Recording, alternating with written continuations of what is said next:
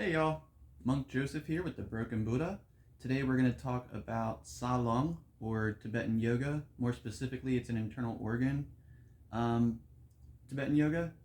And first, I will do this explanation, and then I will do a specifically myofascial kinesiology version, and then I will do a religious version for each one of the 5 exercises.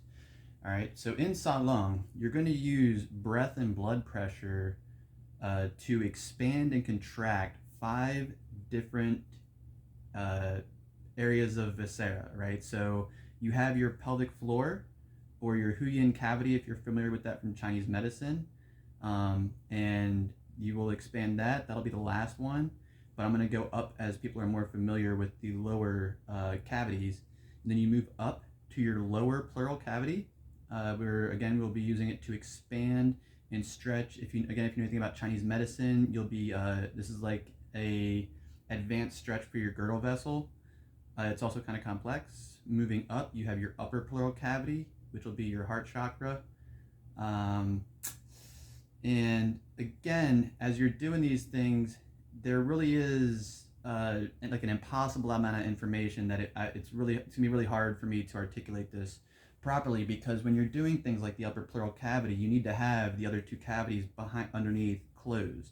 And this is really what a lot of Indian yoga and Chinese yoga, Tibetan yoga is all about, is just stretching the specific fascia or viscera of an area to get a desired result, right? So, when you're doing your Huyin cavity or pelvic floor, you don't need everything like perfectly compressed up top, but you do want to have the vase lid closed, as they say in Chinese medicine, and you want to have the secret door closed, or doing a perineum flex, Kegel, pelvic floor exercise, whatever you know it as, right?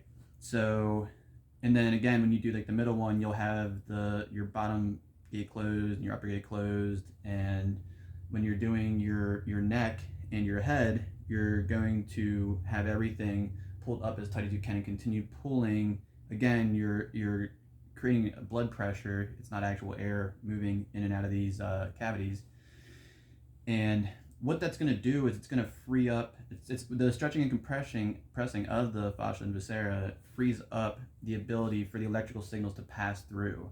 I'm 39 years old, and I notice it when I am doing this or not, because at my age as a male, your pelvic floor health fades, and there's all kinds of stuff down there. It's not just the peeing or ED or anything like that, but stretching these things will combat that and counteract it. In my personal experience, I am not qualified by any board to treat, cure, or diagnose anything, so this is strictly for informational purposes.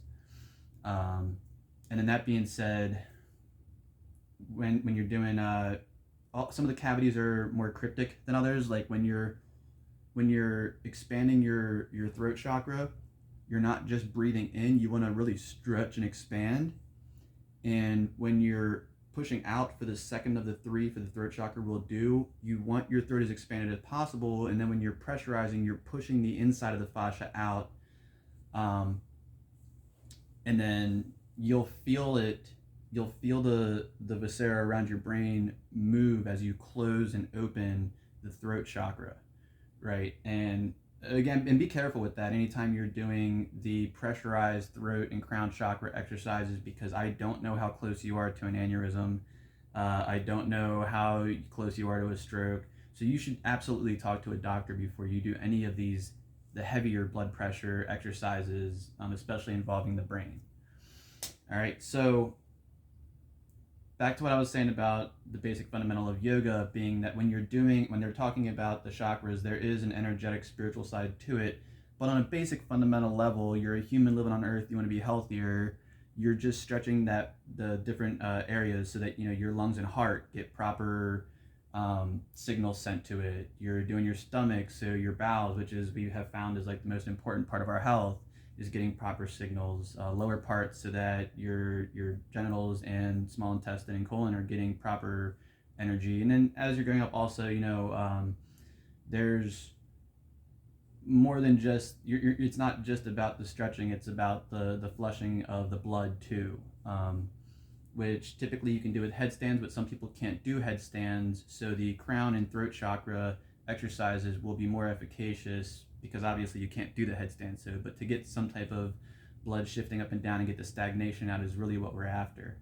All right, and you will notice after doing these that you will breathe better, you'll have better clarity. While you're doing upward moving prana, you're not going to be able to be down, as they say. That's why they call it upward moving prana. Um, and yeah, and again, I'll start off with the Western version just to give us some better health, and then I will kick out an Eastern version of each one of the 5 exercises, which we will go through right after this one. I'll start doing it with we'll do the upward moving prana, which is throat and crown chakra or fascia. It doesn't really matter to me if you're doing this for Western medical reasons or for Eastern religious reasons, completely irrelevant. So get whatever you can out of it to give yourself the best physiology and quality of life that you can. I do know for a fact that all of these are quite efficacious, and give them a try for yourself individually.